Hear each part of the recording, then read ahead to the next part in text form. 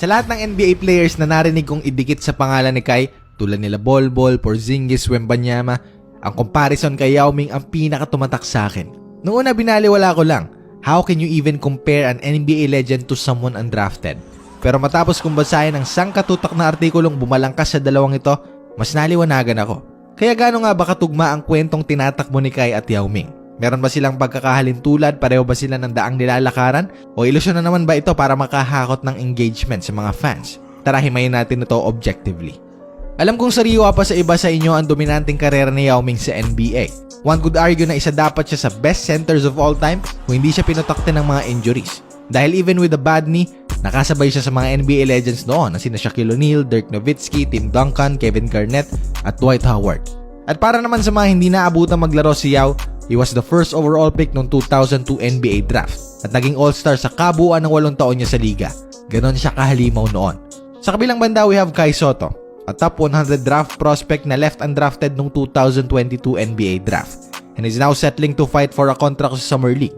It isn't the most favorable situation para kay Kai, but eto na ang pinakamalapit na naabot ng pambato natin sa elusive na NBA dream ng mga Pinoy. So this begs the question, sino ang mas magaling sa kanila sa umpisa ng karera nila? Lugi naman kasi kung prime to prime ang comparison dahil hindi pa naman talaga nagpipik si Kai Sotto sa edad na 21. But having said this, Kai is already making a name for himself. A 7'3" big who can be pretty decent sa opensa at depensa. Meron siyang average na post-game, soft touch around the basket, dissenting jump shot, at may potential na maging isang elite na defender. What Kai lacks sa ball handling, he makes up sa pagpwesto to receive lob or drop passes. Diyan nga kasi nagtatrive si Kai sa mga attempts na isusubo na lang talaga sa ring ang bola. But hindi lang yan dahil sa playmaking ng gwardiya, let's give credit kay Kai for reading the defense well. To make himself available sa mga anggulong binibigay ng depensa.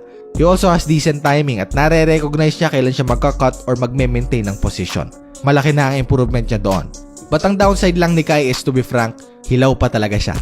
Meron siyang moments of greatness pero yung na-offer niya sa game in the entirety ng minuto niya sa loob ng court needs a lot of work. Anong ibig kong sabihin? Yung mga contributions na hindi mo makikita sa stat sheet. Boxing out, defensive positions, even his mechanics sa one-on-one ISO action needs improvement pa. At bago kayo magalit sa akin binood ko lang ang isang scouting report tungkol kay Kai bago siya pumasok ng NBA draft. Ayon nga rin dito, he lacks court vision na reflected sa negative assist to turnover ratio niya sa Adelaide. But sige, despite all this, malayo na ang narating ni Kaiju.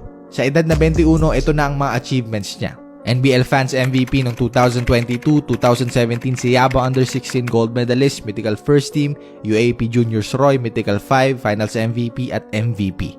In a span of 4 years, nasungkit niya lahat ng titulong iyan.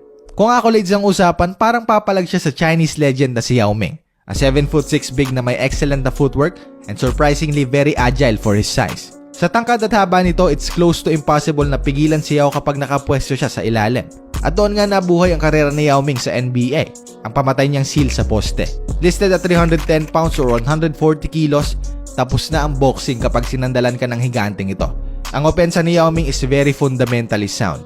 Alam niya kung paano niya gagamitin ang katawan niya at kung paano i-cover ang weaknesses niya. Something na kailangan pang matutunan ni Kaiju. Tulad sa mga play na ito, recognizing he has a scoring position at height advantage, hindi na niya binaba ang bola, diretso tira. And awkward bang tingnan, it works Kumpara sa post-action ni Kai, usually once matanggap ni Kai ang bola, masyado pang mataas at malayo sa ring. Kaya napipilitan siyang mag-dribble pa bago siya mag-attempt ng tira. This goes to show na kailangan pang mag-improve ng strength ng katawan ni Kai. Kailangan niyang maitulak pa loob ang defenders niya if gusto niyang maging threat like Yao. Hindi naman kasi nagkakalayo ang build nilang dalawa, frail and skinny. Ito nga rin kasi ang naging dahilan kung bakit naging injury prone ang Chinese legend na si Yao Ming. He had knee and foot problems na nakaapekto sa athleticism at jumping ability niya. Pero partida ng araw yun sa NBA kasi despite this, sa prime season niya he averaged 22 points, 11 rebounds, 2.3 assists at 2 blocks. At sa edad na 21, ang achievements ni Yao ay papalag kumpara sa mga titulo ni Kai. Twice na naging finalist sa CBA, 3 beses naging blocks leader doon, 2 beses naging CBA slam dunk leader, at meron ng FIBA Asia Cup MVP noong 2001. At tandaan natin, CBA ang majority ng accolades ni Yao Ming. Mga Class S na halimaw din ang kaharap niya doon. So ano ang hatol? Comparable ba ang karera ng dalawang ito? Ang nakikita ko lang na similarities ni Kai at Yao ay kasikatan at popularidad. Parehong tinuring at tinuturing na pride ng China at Pilipinas na parehong nirepresenta rin ng bansa nila bago mag-umpisa sa NBA. Pareho ring hyped although mas ramdam lang natin ang ingay ng fans at supporters ni Kai ngayon dahil sa epekto ng social media.